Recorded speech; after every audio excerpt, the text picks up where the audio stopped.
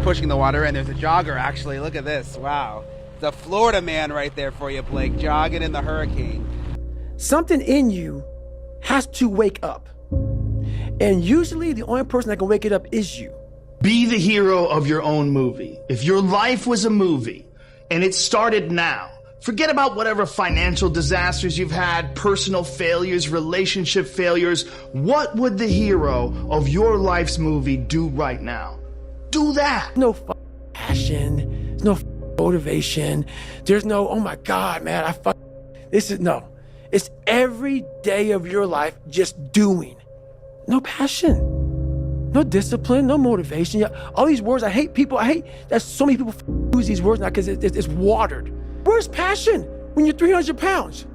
Where's the motivation when you can't read and write? Where is it? So how did this happen? I just did. It was life and death. Either you live or you die. Which one do you want, Tom? That was the decision. In the corporate life and in the gym. But if you want something bad enough, you can't let anybody tell you you can't do something. I'll repeat that. If you want something bad enough, you can't let anybody tell you you can't do something, not even yourself. A lot of days I'm like, oh, you can't do this, Tom.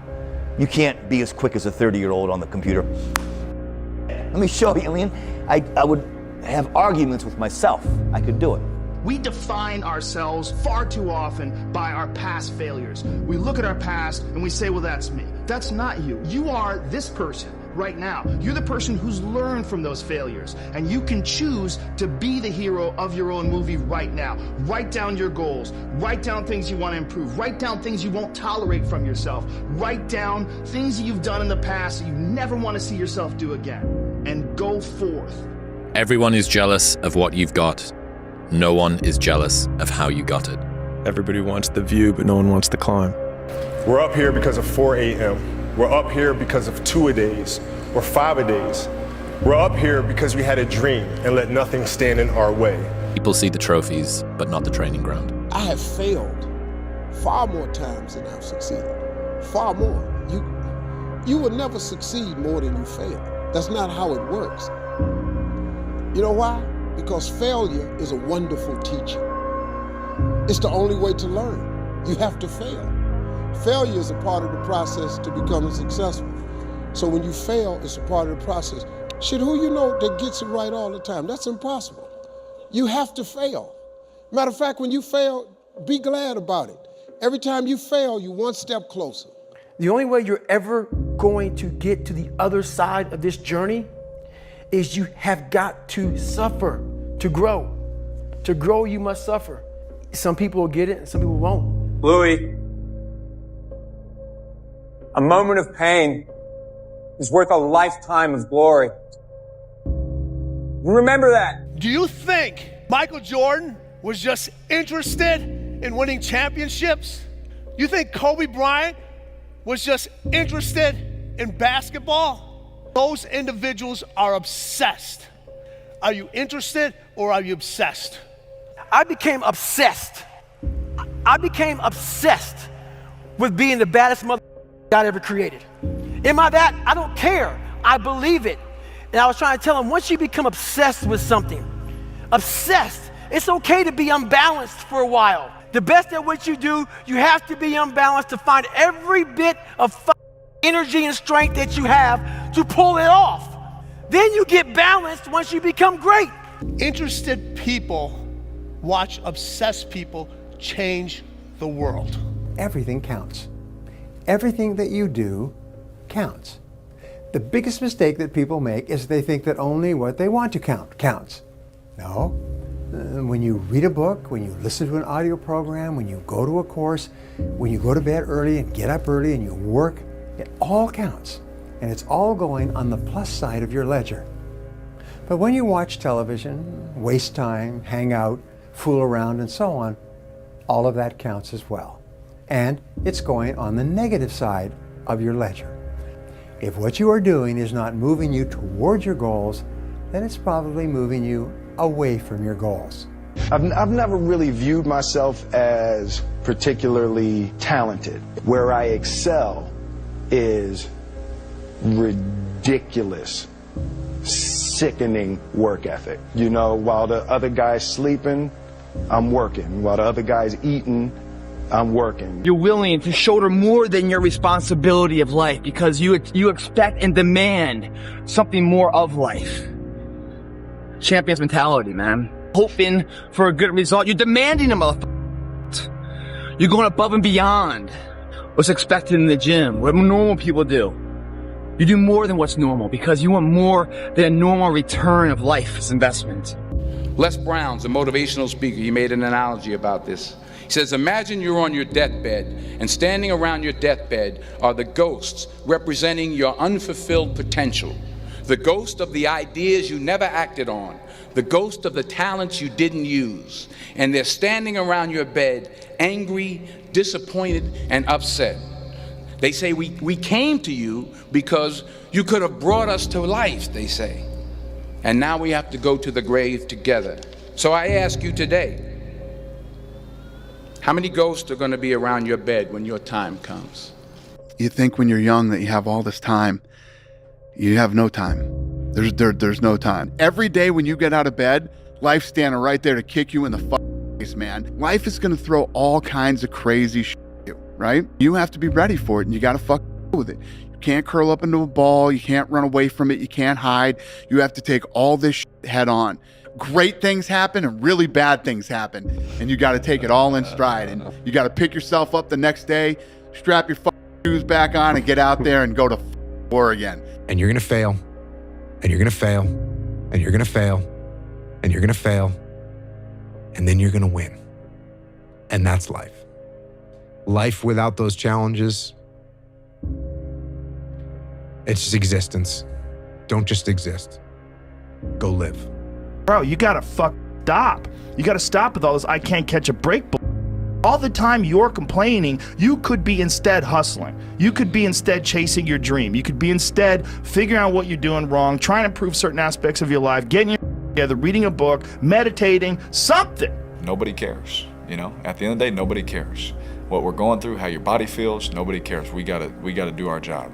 And we emphasize that to each other again today. You know, hey, I got your back, you got mine, nobody cares, man, we gotta go. The winners always show up. They're willing to lose in order to gain. Big mental thing there, guys. This body, as great as you are, as sharp as you make the arsenal, it can't do anything if you don't have confidence in yourself. We all fall down in life. The question is, who gets back up? You go after and you give it all you have. If you lose, at least you tried, man. What would have had to have happened in a week for you to look back on that week with pride? Okay, maybe stop breaking promises to yourself. When you say, I'm going to wake up tomorrow at 7 a.m., and when the option comes to hit the snooze button, don't do it. There's one win that you've got for the day.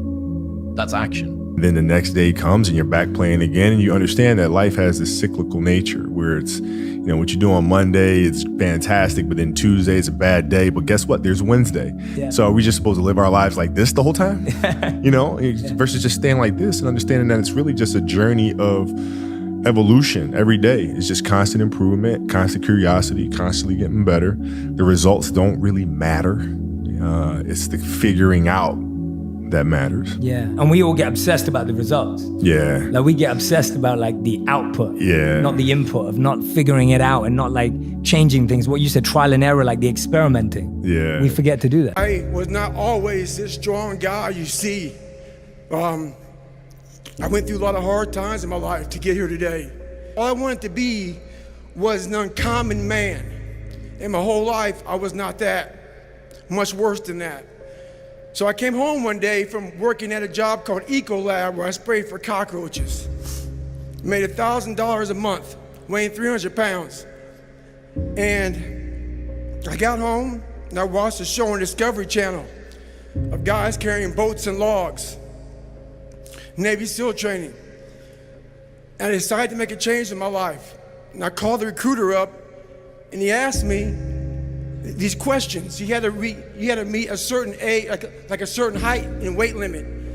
I was 6'1" and 300 pounds. He laughed at me. 7 other recruiters laughed at me. One recruiter finally said, "Come on in, I'm too busy to talk to you on the phone." He didn't know how much I weighed. I walked in the recruiter's office and he looked at me and he said, "You're fat and you're black." I said I wanted to be a Navy SEAL. I didn't know there had only been 35 African American Navy SEALs at that time in over 70 years. He said I basically had to lose 106 pounds in less than 3 months because of my age. I was getting too old. I came back 3 months later, 106 pounds lighter. I'm proud of you. I'm proud of you because I know how hard it is to take care of ourselves. I just had to get a picture of one of the next greats. I'm proud of you, my boy. You're not supposed to have it all together. You're not expected to have it all together. Anybody looks at you at 26, 27, 28 years old and says, "Hey man, what's wrong with you? How come you don't have everything figured out?" They're a fool. Knowledge and experience and wisdom takes time. Wisdom comes from experience, and experience takes time.